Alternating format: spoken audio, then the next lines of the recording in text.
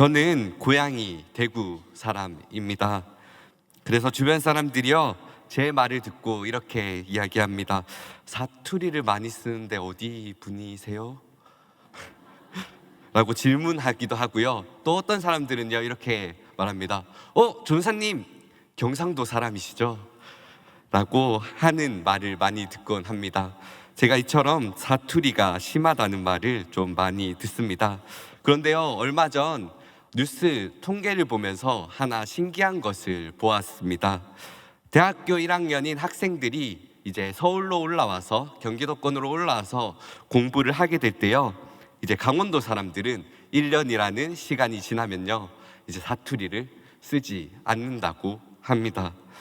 이와 마찬가지로 충청도 사람들도요, 학교 생활을 하고 공부를 하고 그 사람들과 함께 지내다 보면요, 사투리를 쓰지 않는다고 하더라고요. 전라도 사람도 그럴까 하면서 봤는데 전라도 사람 역시 사투리를 쓰지 않는다고 합니다. 그렇다면 멀리 떨어져 있는 아무도 알아들을 수 없는 제주도 말을 쓰는 그 제주 사람들이 그럴까 했는데요, 그렇다고 합니다. 그런데요, 특이한 사람들이 있습니다. 바로 경상도 사람들입니다. 1년이라는 시간이 지나도요, 사투리를 쓰는데요, 말을 쓰는 그 경상도 사람들은 이렇게 우긴다고 합니다. 나 서울말 잘해, 나 표준어만 써 라고 이야기하는데요, 제가 처음에 이야기하였듯이 제가 이제 서울에 올라오고 5년이라는 시간이 지났는데도요, 아직까지 사투리를 버리지 못하고 계속 사투리를 쓰고 있는 것 같습니다. 대구에서는 남자친구들끼리 혹은 부모님이 아이들에게 집에 오면 하는 인사 혹은 만나게 되면 하는 인사가 있습니다. 혹시 뭔지 아십니까? 왔나? 이렇게 이야기하는 것이지요. 보통 친구들을 만나면 더 편한 사이가 되면 이렇게 인사합니다. 이게 끝입니다. 이처럼 그 짧은 단어 안에 만나서 반갑다, 오랜만이다 라고 하는 그 인사의 표현이 담겨 있습니다. 우리 옆에 계신 분들과 이렇게 인사해 봤으면 좋겠어요. 왔나? 네, 이거는 조금 어르신 분들에게 하기에는 조금 어려울 수도 있는데요, 다시 한번 인사하셨으면 좋겠습니다. 샬롬, 만나서 반갑습니다. 이처럼 우리에게는 인사의 다양한 표현들이 있습니다. 인사는 정말 중요한 의미를 가지고 있는데요, 우리 사회적 관계를 형성하기 위해 단순히 인사의 형식으로 행위로 끝나는 것이 아닙니다.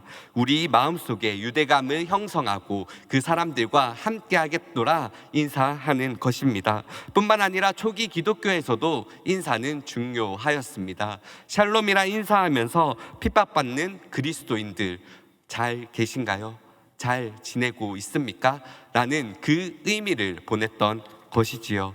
이처럼 인사는 사회를 형성하고 있는데 중요한 역할을 하고 있습니다. 우리가 인사를 통하여서요, 우리가 사회를 만들어가고 뿐만 아니라 우리 공동체를 만들어 갈 수 있는 것입니다.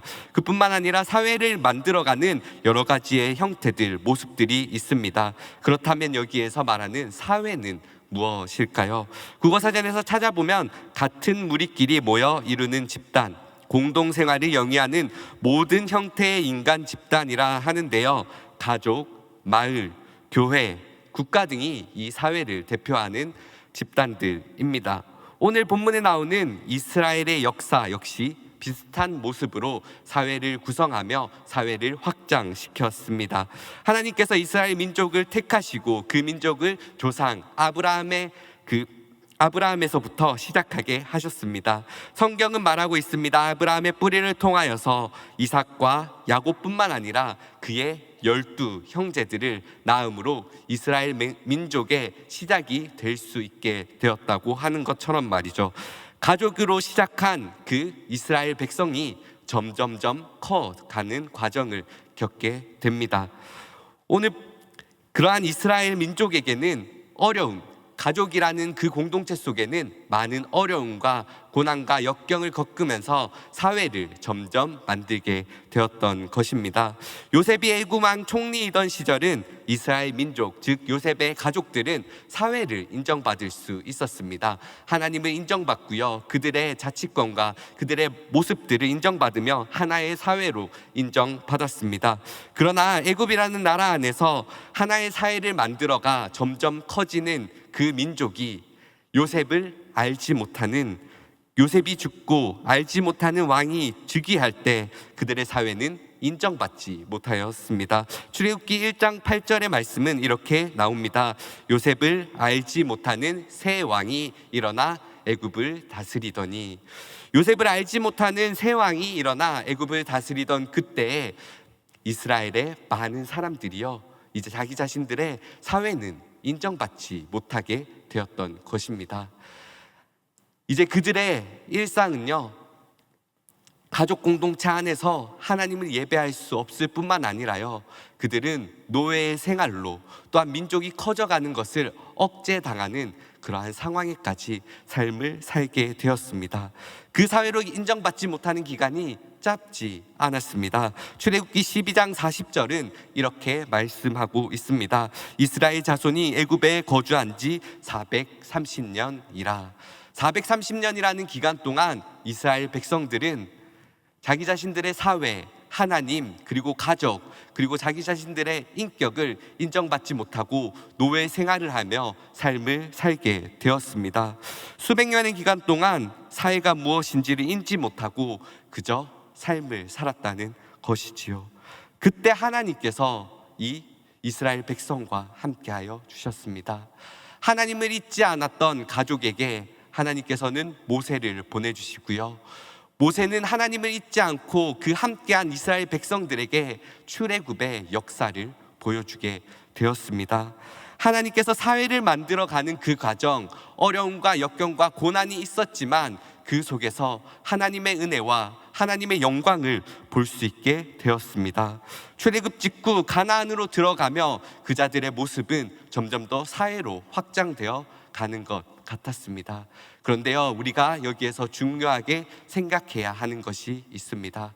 바로 그 사회 안에서는 하나님이 빠지면 안 된다라는 사실입니다. 우리가 삶을 살아가는 그 모든 순간 가운데, 우리가 사회생활이라고 하는 그 생활을 하는 모든 순간 가운데 하나님이 빠지면 안 된다라는 사실을 이야기해 주고 있는 것입니다. 출애굽 직후 가나안에 들어가 12명의 정탐꾼을 보내어 이제 하나님께서 약속하신 그 땅으로 가고자 노력한 이스라엘 백성들이 있었습니다. 그러나 그 정탐꾼 중 10명은 하나님을 신뢰하지 못했습니다. 그리고 2명의 사람들은 하나님을 신뢰하게 되었습니다. 그래서야 하나님께서는 이 백성들에게 다시 한번 광야의 생활을 하게 하시며 고난과 역경 속에서 사회를 만들어가는 법을 가르치시고 말씀해 주셨던 것입니다. 광야 생활은 어떻게 보면 힘들고 어려운 역경과 고난의 생활일 수 있습니다. 그러나 하나님께서 그 광야 생활 가운데 함께 하심을 믿고 하나님을 신뢰하며 사회를 키워가는, 확장해 나가는 놀라운 역사의 시간이라는 사실도 우리가 기억해야 할 것입니다. 하나님의 성전, 제사장이 지켜야 할 법, 백성들이 지켜야 할 법 등 다양한 율법과 규례들을 배우면서 말이지요, 하나님 안에서 우리가 어떻게 살아가야 하는 것인가, 하나님 안에서 우리가 어떠한 모습으로 살아가야 하는 것인가를 깨달으며 나아가는 시간이 바로 광야에서의 생활이었습니다. 하나님과 함께 동행하는 삶, 하나님과 함께 길을 걸어가는 삶을 살아갈 때요, 사회 속에서 우리의 사회가 확장되고 하나님의 나라가 확장되는 그 모습을 볼 수 있다는 사실을 이스라엘 백성들을 통하여서 말하여 주셨습니다. 이제 이스라엘 백성들은 하나님 앞에 40년이라는 시간 가운데 사회생활에, 그리고 또한 기초적인 것들을 배우며 정복 전쟁, 가나안 땅 그 안으로 들어가게 됩니다.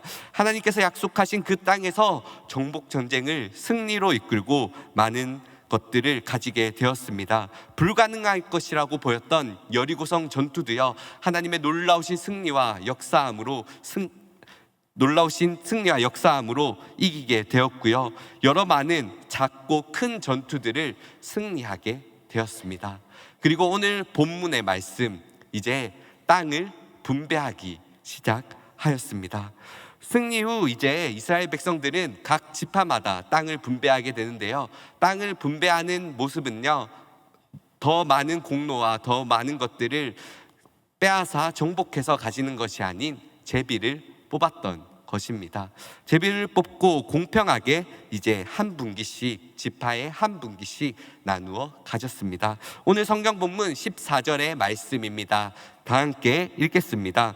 요셉 자손이 여호수아에게 말하여 이르되 여호와께서 지금까지 내게 복을 주심으로 내가 큰 민족이 되었거늘 당신이 나의 기업을 위하여 한 제비 한 분깃으로만 내게 주심은 어찌함이니까 하니. 아멘. 우리가 잘 알고 있듯이 요셉 지파는 두 지파로 나누어져 있습니다. 아까 앞에서 말씀드렸듯이 한 지파당 한 분깃의 땅을 분배받는다 이야기하였습니다. 그런데 요셉 지파는 왜 한 분깃의 땅만 받아야 하는지 본인들은 알 수 없었습니다. 그래서 여호수아에게 가서 따졌습니다.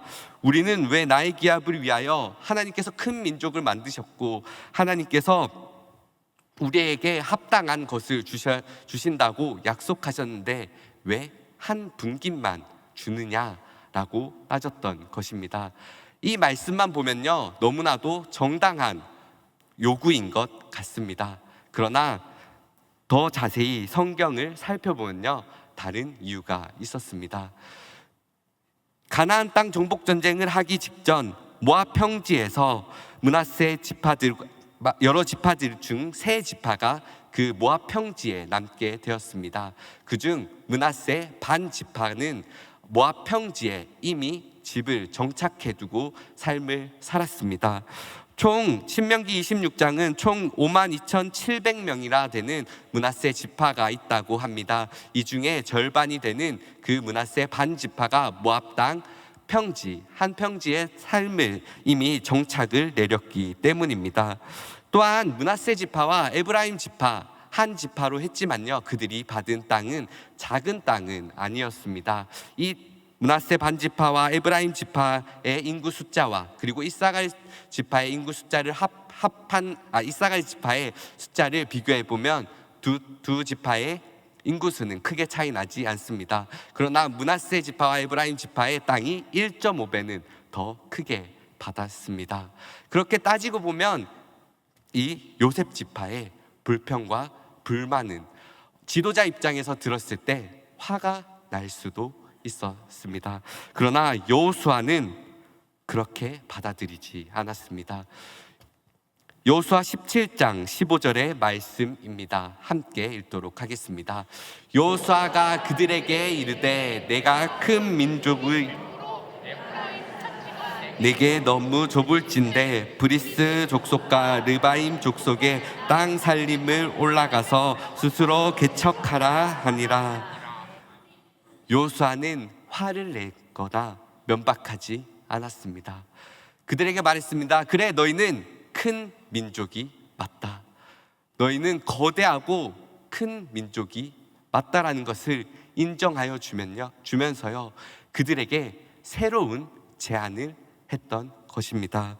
오늘 성경 말씀 15절에 나오는 말씀처럼 말이죠. 바로 스스로 개척하라 이야기하고 있습니다. 너희 지파가 분배받은 그 땅에서 스스로 개척하라, 스스로 확장하라 라고 말하고 있는 것입니다. 당시 시대의 가나안 정복 전쟁에 지켜야 하는 약속이 있습니다. 그중 대표적인 두 가지 약속이 있는데요. 첫 번째는 한 민족이 전쟁을 시작하면 모든 민족이 참여해야 한다는 것입니다. 즉 여호수아가 전쟁을 할 때는요, 모든 백성들이 12지파 모두가 함께 참여하여 전쟁에 나가야 한다는 것입니다. 요단 동쪽에 있던 르우벤 지파, 갓 지파, 므낫세 반 지파들 역시도요, 자기 자신의 땅이 있음에도 불구하고 가나안 정복 전쟁에 참여하였던 것처럼 말이지요. 또한 두 번째는요, 땅 분배 후 각자 지역의 작은 전쟁은 지파 스스로가 해야 했던 것입니다. 작은 전쟁을 이기는 지파들도 있었고요, 지는 지파들도 있었습니다. 그리고 그것을 피했던 지파들도 있었습니다. 또한 노예로 삼기 위해 이방 백성들을 쫓아내지 않는 지파들도 있었습니다. 다양한 모습들로 각자 지파의 모습을 보이며 이 작은 전쟁을 각자 지파가 할 명분을 보여주었습니다. 여호수아는 여기에서 두 번째의 용기를 불어넣는 것입니다. 각자 작은 지파의 그 작은 전쟁을 승리로 너희가 이끌어 가라. 그러면서 더욱더 넓은 지경을 넓히라 라고 이야기해 주었던 것입니다. 여기에서 개척하라, 스스로 개척하라의 개척의 어원을 보면요, 바라입니다. 그 바라의 뜻은요, 창세기 1장 1절에 나오는 창조라는 뜻과 동일합니다. 하나님께서 여기에 개척 바라라고 이야기하신 이유는요, 이스라엘 백성 즉 요셉 지파에게 새로운 것을 창조하게 하시고 새로운 것을 만들어 주시겠다라는 말을 여호수아의 말을 통하여 이야기하고 계시는 것입니다. 너희가 상상하지 못하고 알지 못하는 그 새로운 창조를 내가 너희에게 보여주겠노라 말씀하고 계시는 것입니다. 그러나 요셉 지파는 이 말을 듣고도 순종하지 않았습니다. 여호수아 17장 16절의 말씀입니다. 함께 읽겠습니다. 요셉 자손이 이르되 그 산지는 우리에게 넉넉하지도 못하고 골짜기 땅에 거주하는 모든 가나안 족속에게는 벳스안과 그 마을들에 거주하는 자이든지 이스라엘 골짜기에 거주하는 자이든지 다 철병거가 있나이다 하니, 개척하고 승리한다 하여도 자기 자신들에게 주어진 땅은 산지였던 것입니다. 또한 이긴다 하여도 그것은 골짜기였던 것입니다. 다른 사람들의 것을 보면 더 커 보였습니다. 더 넓고 강해 보였습니다. 더 많은 것을 평지를 얻고 싶었던 것이었습니다. 그리고 또한 철병거, 이스라엘 백성들은 청동기 시대 사람이었는데 그 땅에 거주하고 있는 사람들은 철기 시대의 사람이었기에 100번을 싸우면 100번을 진다라는 그러한 마음을 가지고 있었던 것입니다. 이길 수 없다, 승리할 수 없다라는 그러한 패배의식이 그들 마음속에 있었던 것입니다. 오늘 이 본문의 말씀과 대비되는 한 사람이 있습니다. 우리가 너무나도 잘 알고 있는 유다지파의 갈렙입니다. 갈렙은 이렇게 말했습니다. 이 산지를 내게 주소서. 땅이든 골짜기든 어디든 늙은 나이든 이길 수 없든 실패하든 이 산지를 내게 주소서. 하나님께 모든 것을 다 맡기며 그곳에 나아갔습니다. 하나님께 모든 것을 다 드리며 그곳으로 나아갔습니다. 전쟁하였고요, 싸웠고요, 영토를 확장하였습니다. 새로운 개척을 스스로 개척하라는 이 말씀을 성취하며 유다 지파는 영토를 확장하였습니다. 이 모습과 반대되는 요셉 지파의 모습을 보며 여호수아는 다시 한번 그들에게 이렇게 말하고 있습니다. 여호수아 17장 17절에서 18절 말씀입니다. 여호수아가 다시 요셉의 족속 곧 에브라임과 므낫세에게 말하여 이르되 너는 큰 민족이요 큰 권능이 있은즉 한 분깃만 가질 것이 아니라 그 산지도 내 것이 되리니 비록 살림이라도 내가 개척하라 그 끝까지 내 것이 되리라. 가나안 족속이 비록 철병거를 가졌고 강할지라도 내가 능히 그를 쫓아내리라 하였더라. 아멘. 하나님께서 말씀하고 계십니다. 한 분깃만 가질 것이 아니다. 비록 그곳이 살림이랄지라도 내가 개척해라. 하나님께서 그 모든 것을 승리하게 하시고 이길 수 있게 하신다고 여호수아의 입술을 통하여 말씀하고 계십니다. 본인들의 원망 가운데, 본인들의 짜증 가운데 하나님께서는 화를 내시지 아니하고 그들을 향해 이야기하고 있습니다. 한번 행동으로 옮겨 보아라고. 스스로 개척하는 그 모습들을 행동으로 옮겨 보아라고 말하고 있습니다. 그 행동으로 옮긴 갈렙의 유다 지파는 어떻게 되었느냐? 그것을 삶으로 살아낸 그 유다 지파는 어떻게 되었느냐? 라는 것을 일깨워 주시는 말을 오늘 여호수아의 이야기를 통해 말하고 계십니다. 스스로 개척하라 우리에게도 말씀하고 계십니다. 큰 민족이 될 것이고 큰 권능을 받아 하나님 앞에 나아갈 것이다 라는 말씀을요, 우리의 삶 가운데서도 이야기하고 계십니다. 우리의 삶 속에서요, 하나님 한 분만을 바라보며 하나님 한 분만을 붙들며 이러한 개척의 삶을 살아가야 하지 않을까요?